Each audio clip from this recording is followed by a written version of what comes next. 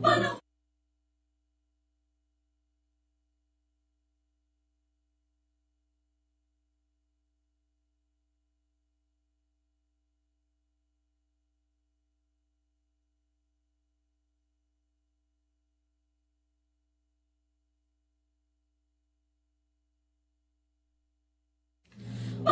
na ng pagbabago, dahil sa ito ay kinakailangan tayo na magtulong-tulong na maunlarin ang mahal na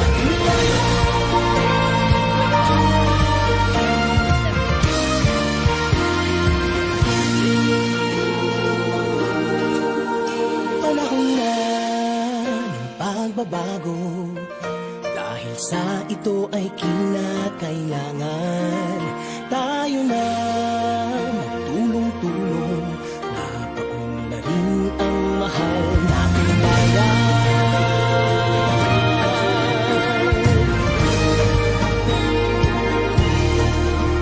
panahon na magbabago, at ayos ang mga dapat ayusin. Dapat na maging tungkulin ng bawat mamamayan dito sa atin. Panahon na ng pagbabago, dahil sa ito ay kinakailangan tayo na magtulong-tulong na maunlarin ang mahal na Panahon na ng pagbabago, dahil sa ito ay kinakailangan tayo na magtulong-tulong na paunlarin ang mahal nating bayan.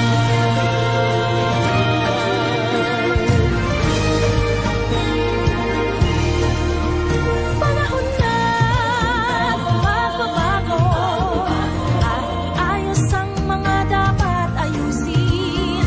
Dapat lang maging tungkulin ng bawat mamamayan dito sa atin. Panahon na ng pagbabago, dahil sa ito ay kinakailangan tayo na magtulong-tulong na maunlarin ang mahal na Panahon na ng pagbabago, dahil sa ito ay kinakailangan tayo na magtulong-tulong na paunlarin ang mahal nating bayan.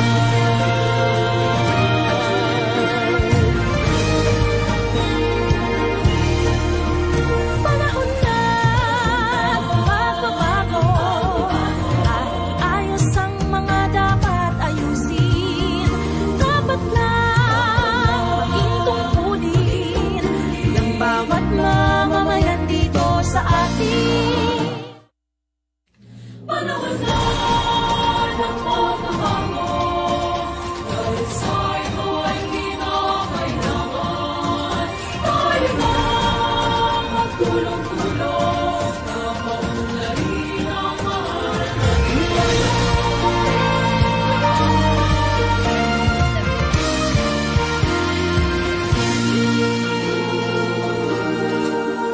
Panahon na ng pagbabago, dahil sa ito ay kinakailangan tayo na magtulong-tulong na paunlarin ang mahal nating bayan.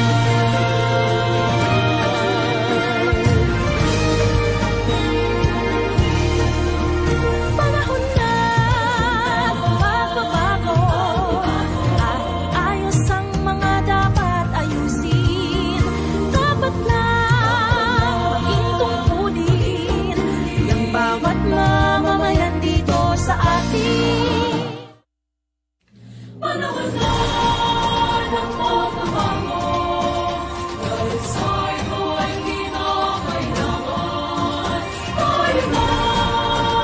magtulong-tulong na maunlarin ang mahal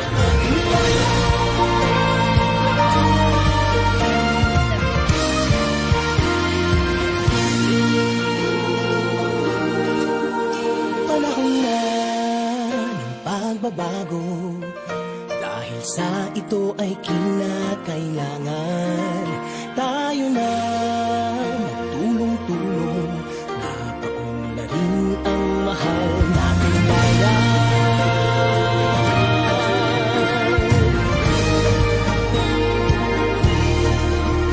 Panahon na magbabago, ayos ang mga dapat ayusin. Dapat lang maging tungkulin ng bawat mamamayan dito. Panahon na ng pagbabago, dahil sa ito ay kinakailangan tayo na magtulong-tulong na maunlarin ang mahal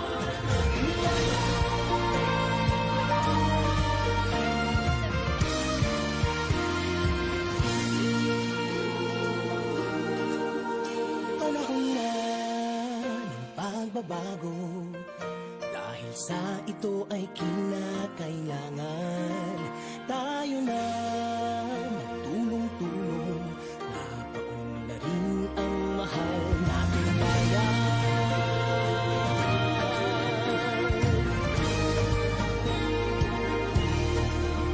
Panahon na magbabago, ayos ang mga dapat ayusin. Dapat lang maging tungkulin ng bawat mamamayan dito sa atin. Ng pagbabago patungo sa pag-asenso, magsikap ng mabuti at nang guminhawa tayo. Malaki natin sa mundo at ipamalas ang bagong Pilipino at bagong Pilipinas. Our session to order.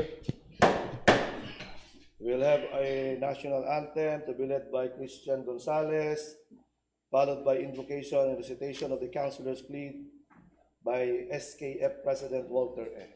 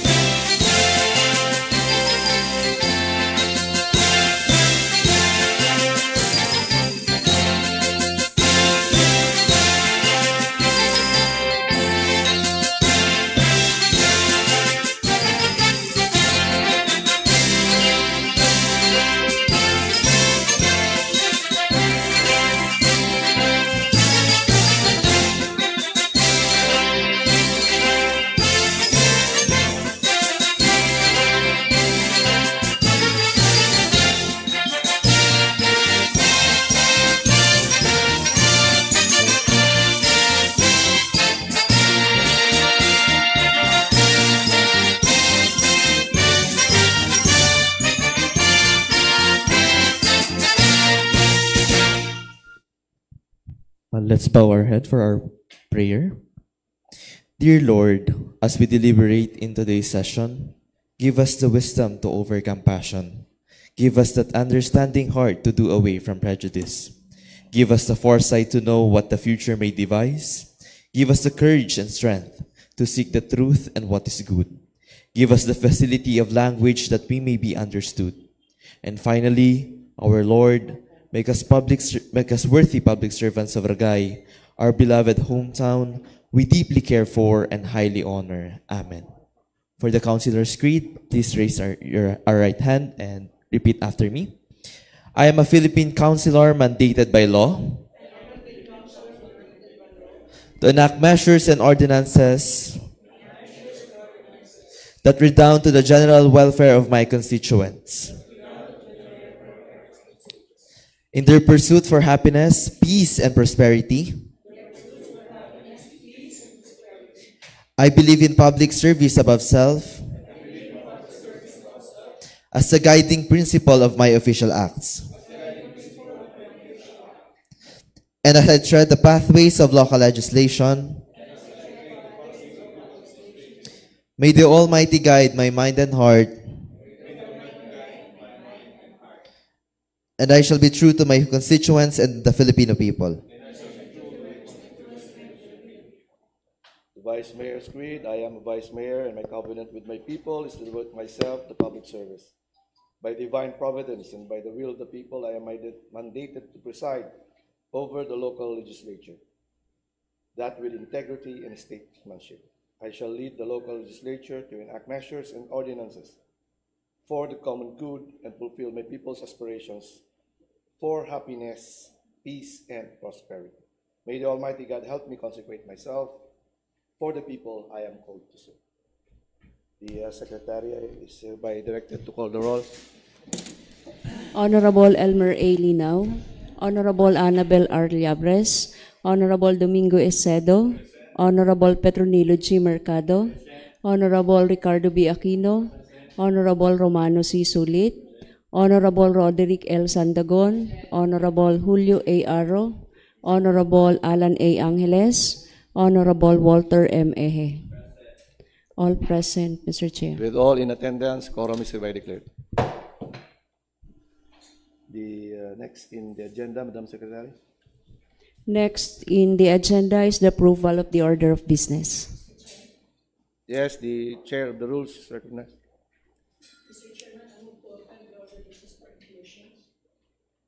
Anyone would like to have inclusion? Yes, the SKF President is recognized.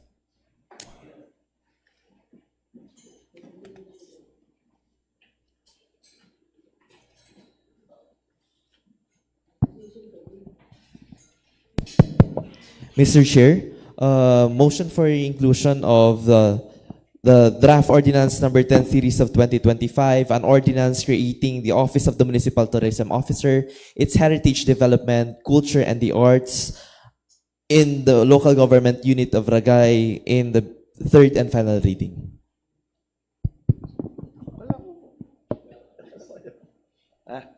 So it is now included under the third reading, under the calendar of business for third and final reading. Anything else from the floor? So, Mr. Chair, since there was no more amendment, I move for the approval of the order of business, including the inclusion of SK Fred. There is a motion for the approval of the order of business as well as the agenda as amended. Any second? Duly seconded. Any objection? Hearing none. The agenda as well as the order of business is hereby approved. Next, Madam Secretary. Next is the reading and consideration of the previous minutes. Well, before, I think we have to defer the reading of and consideration of the minutes because it has not yet been prepared. So we will just deal with it during the next regular session. So ordered. Next. Next is for the privilege hour.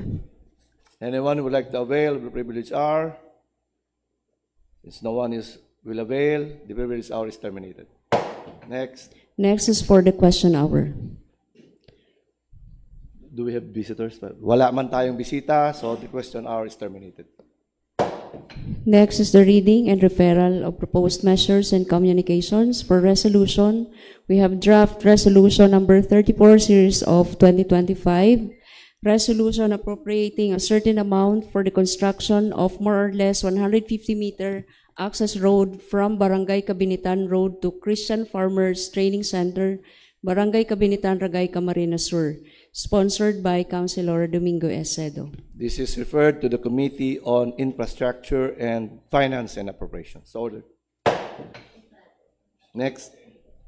For communications information, we have a letter from Engineer Lori Ann A. Tariman, MPDC, CSO Focal Person, dated August 22, 2025 to the Honorable Members of the Sangguniang Bayan through Honorable Giovanni A. Señor, subject application for accreditation of PUP RSPI Kahupa Tricycle Operators and Drivers Association, and the same letter under 10.B.2 from the same person.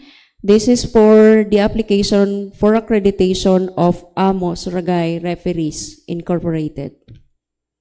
Both letter contained in 10.B.1 and 10.B.2 are referred to the Committee on CSOs and POs, NGOs, POs. So ordered.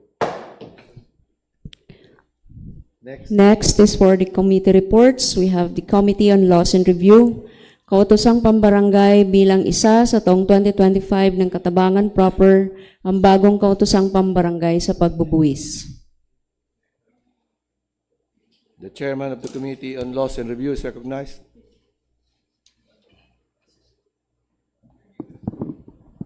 Good morning. This is Committee on Laws and Review Committee Report. Subject, kautosang pambarangay bilang 01 sa taong 2025 ng Katabangan Proper, ang bagong kautosang pambarangay sa pagbubuwis.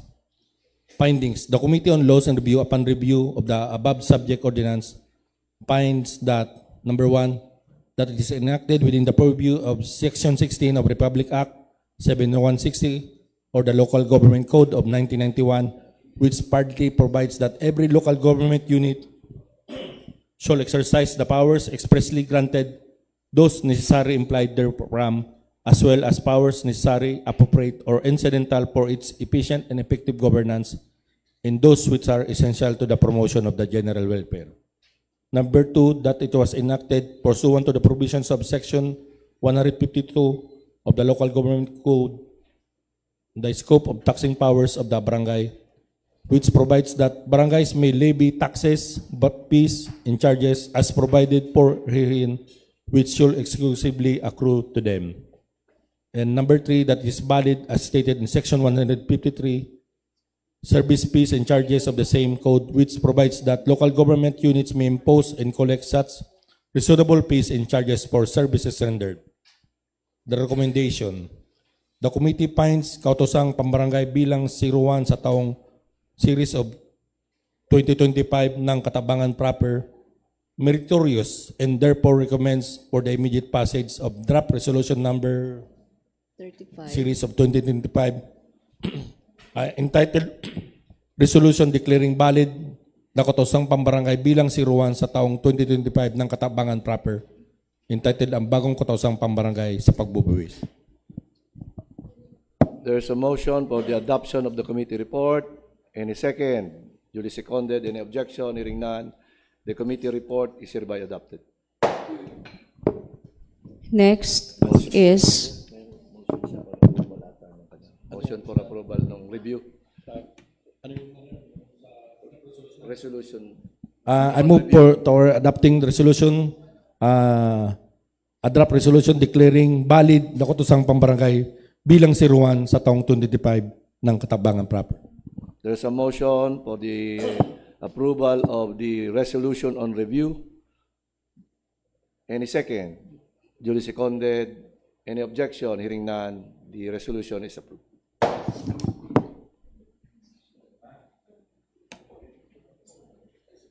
Next. Next is a committee report on Laws and Review and Committee on Health, Sanitation, Nutrition, and Social Services for kautosang pambarangay bilang 2 sa taong 2025 ng Barangay Katabangan Proper, an ordinance supporting the full implementation of the National Immunization Program or NIP in the Barangay Katabangan Proper, Ragay, Camarines Sur. Yes, the committee chair of the Committee on Health is recognized. Good morning, Mr. Chair and honorable members of this SB. So this is the joint committee report on the Committee on Laws and Review and Committee on Health, Sanitation, Nutrition, and Social Services. Subject, kautosang pambarangay bilang 2 sa taong 2025 ng Barangay Katabangan Proper, an ordinance supporting the full implementation of the National Immunization Program in Barangay Katabangan Proper, Gaykam Sur. Findings, a member of the committee upon review of the ordinance of Barangay Katabangan Proper found the following: that the ordinance aims to fully support and implementations of the National Immunization Program with Barangay Katabangan Proper consistent with the national health policies. That program covers the immunization of individuals, particularly children, against communicable and vaccine-preventable diseases such as tuberculosis, diphtheria, tetanus, pertussis, poliomyelitis, measles, mumps, and other immunization series mandated under the NIP. And thirdly, that the committee noted that the implementation of the NIP in Barangay Katabangan proper is not limited to said barangay but is likewise part of the continuing catch-up immunization efforts extended to all barangays of this municipality, ensuring that children and other age groups who missed vaccination schedules are accommodated. So recommendation, the committee found this meritorious and therefore recommends upon review to the Katautosang Pambarangay bilang 02 sa taong 2025 of Barangay Katabangan proper be approved. There's a motion for adoption of the committee report. Any second, duly seconded. Any objection? Hearing none, the committee report is adopted. Thank you, Mr. Chair. So I move for the final approval of this resolution. There's a motion for the approval of the resolution on review. Any second, duly seconded.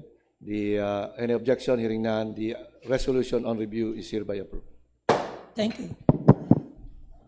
Next is business on the third and final reading for draft ordinance number 10 series of 2025, an ordinance creating the office of the municipal tourism officer, its heritage development, culture and the arts of the local government unit of Ragay. Yes, Councilor Cedo is recognized. There is a motion for a recess.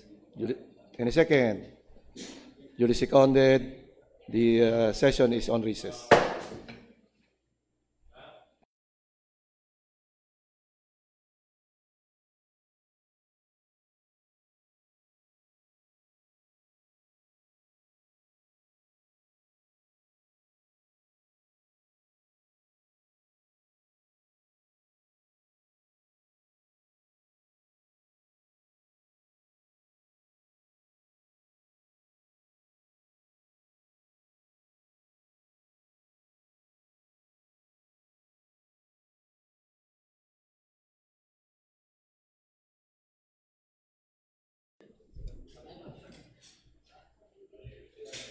The SKF President is recognized, being the Chairman of the Committee on Tourism.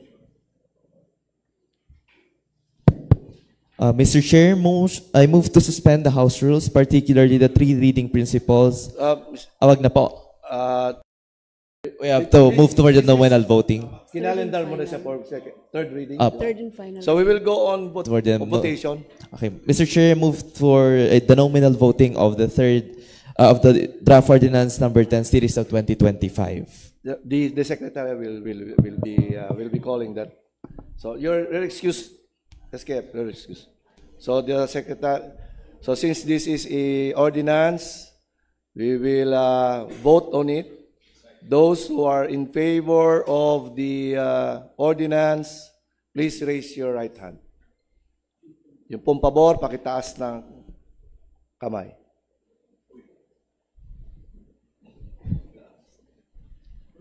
Pakikumpirma po, Secretary, kung ilan po ang tumaas All ng of the kamay. members of this council are in favor of the draft ordinance number 10 series of 2025, an ordinance creating the office of the municipal tourism officer, its heritage development, culture and the arts of the local government unit of Ragay. So with all in favor, the ordinance is hereby approved. Next, Next is for the announcement. kailan po ang sesyon natin? Kala ko may event maghapon ng 1. Ayaw nyo ba ng 2? Ito na yung sinet yung mga ano. Ito na lang para sabay-sabay. Ano sa tingin nyo? Ito na lang? So, September 2 na lang ang sesyon. Gusto nyo?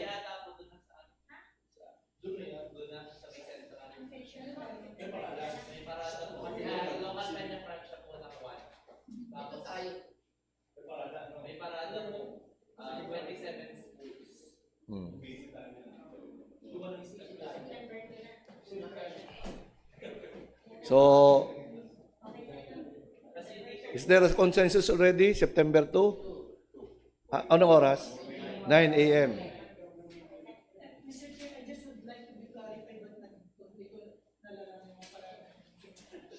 Peña Francia.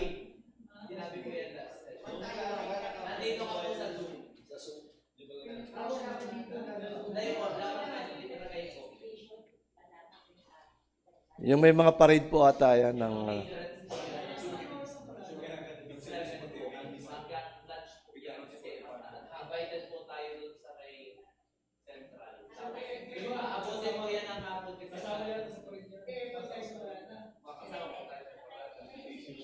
Tapos, tama, yun. September to si Misa, bisita ni Ina. O tapos September 2 pala, huwag niyong kalimutan, inimbita tayo ni Father, si Peña Francia, the Our Lady of Peña Francia will be visiting here sa Satuyang Covered Court. May Misa. So after the Mass na tayo mag-decision. 8 yan. Kaya di ba dapat ang Mass every first Monday of the month, may affair nga ng September 1. Kaya ginawa ni Father, September 2 na lang yun. Naalala niyo yun? So para ano na, 1, may parada, 2, may ano.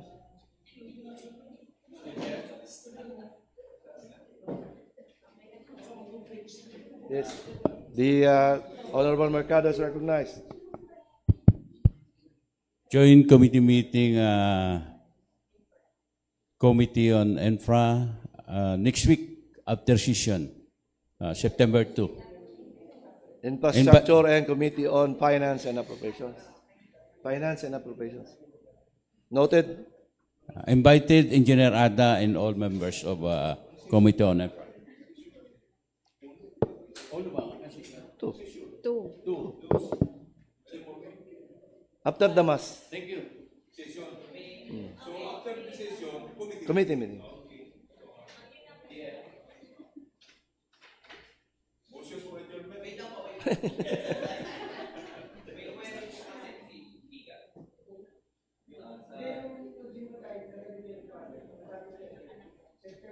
Wait. A motion for adjournment take precedence on all other motions unless Councilor Cedo would like to withdraw the motion for adjournment para matalakay natin. You withdraw your motion. So, you proceed. Dito ka na para marinig yung concern mo.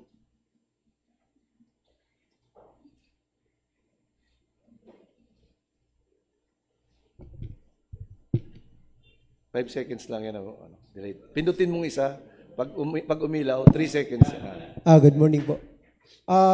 Last nung mas din si Father, naalala ko, ang sabi niya, dadalhin dito, magsisimba tayo sa September 8, diretso doon sa kasabay ng birthday ni Mama Mary. May bago bang ano nanto?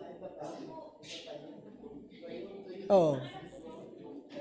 Yun ang sabi niya, na ano ko yun. Ano ba sabi? Sino naka-ano ng 8? Ano yung birthday? Tama, birthday. September 8. September 8 po ang birthday. Yun ang sabi ni Father noon. I-clarify lang natin kung ano talaga. So, regardless of may misa o wala, dito na tayo.